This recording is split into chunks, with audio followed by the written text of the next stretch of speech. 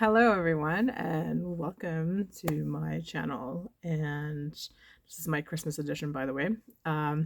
So my name's Healing by Giusi. Originally, I started this channel talking about healing topics, which I still do, and I still insert those types of videos in here. However, most of the videos that I've always posted, starting from the beginning, were always videos talking about my healing journey. And so the bulk of that in the last year and a half has been topics related to autism, as I have learned. That was when a year and a half ago is when I found out that I'm autistic. So I share a lot about my experiences and things like that, and I still put in healing topics. So let's begin. Okay, so my name is Giusi, Giuseppina, and Giusi is the short form for that. And welcome to my channel.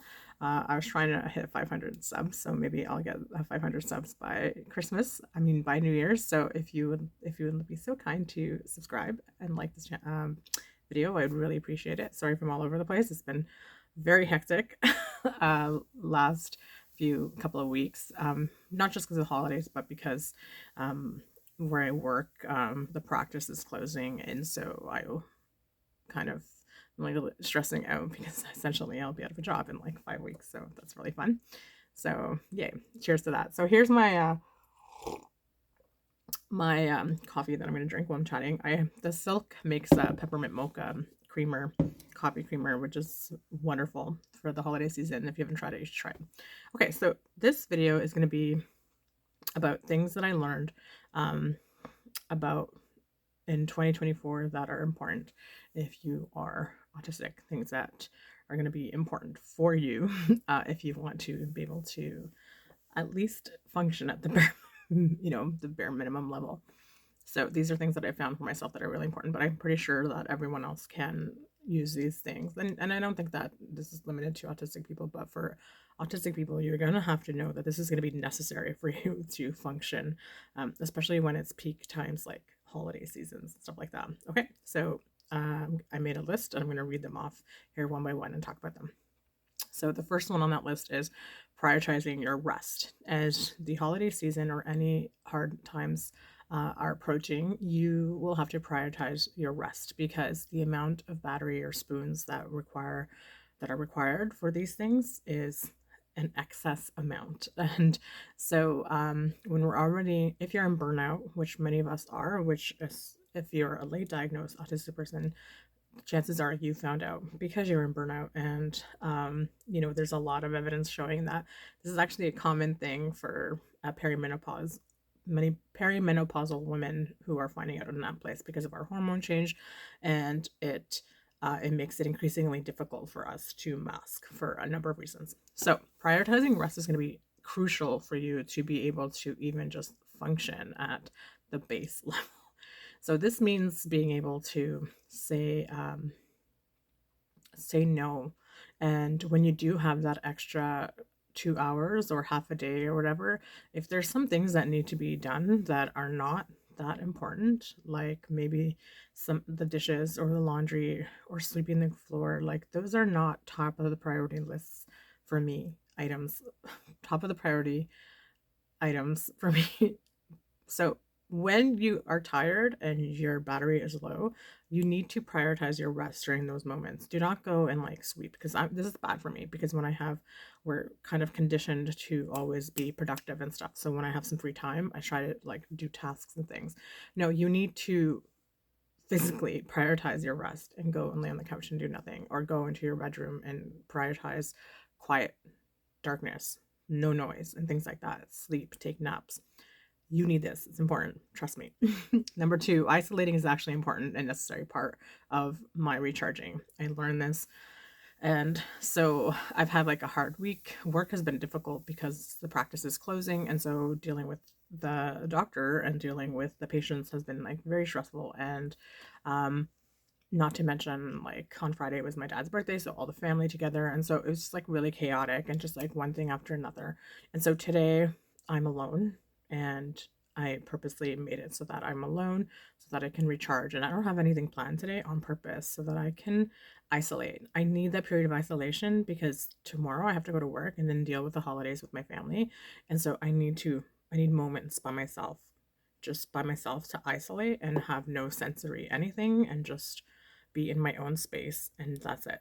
And it's crucial for me to be able to have moments by myself.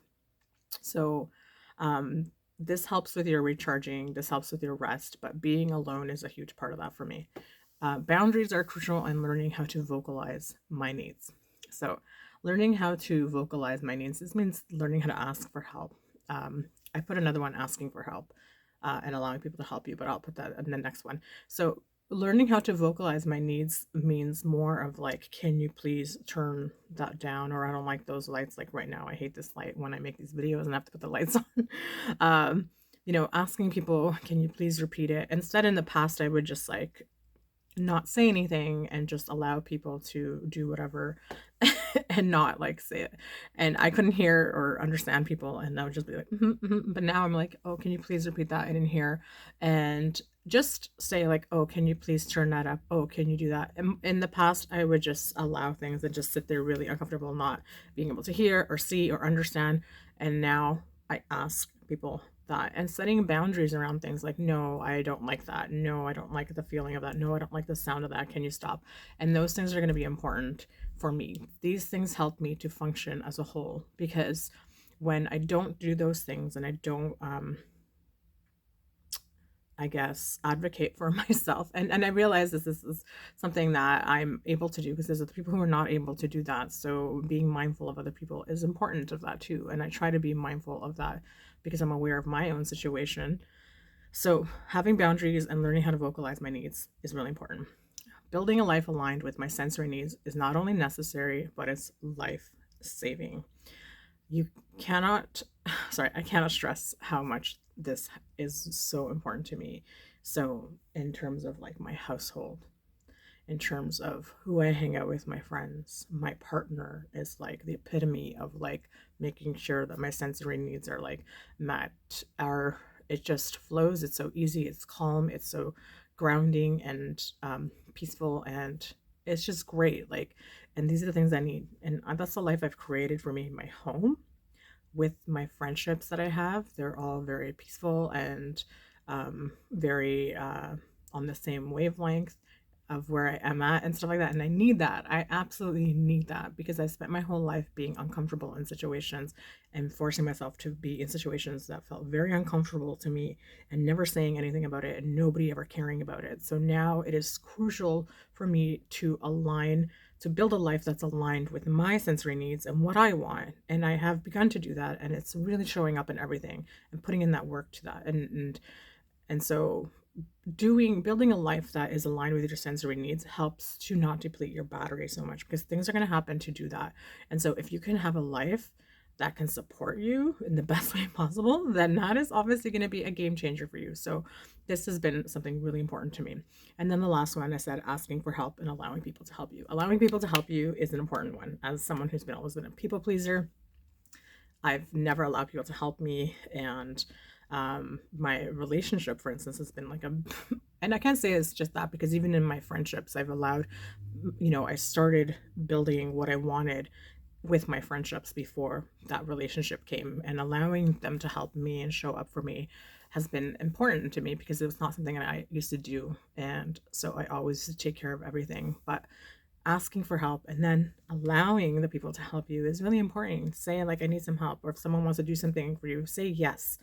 And sometimes that can feel hard, especially when you want things very particular or in a particular way or something. But saying yes is helpful for you. It helps to manage like your battery and everything. So anyways, that's my list of what I learned in 2024 with being autistic and things that are required from me. I hope that was helpful for you guys. If you need some assistance with any of that, something that you can kind of start doing for yourself. And I'll make another video next week as my end of year video. But I just wanted to wish everyone a very Merry Christmas if you celebrate. Happy holidays. I hope you have a warm and inviting and safe holiday this season, and sending everyone so much love and light. And that's it. Take care. Bye. Oh yeah, don't forget to subscribe and like. I appreciate you. Thank you. Take care. Bye.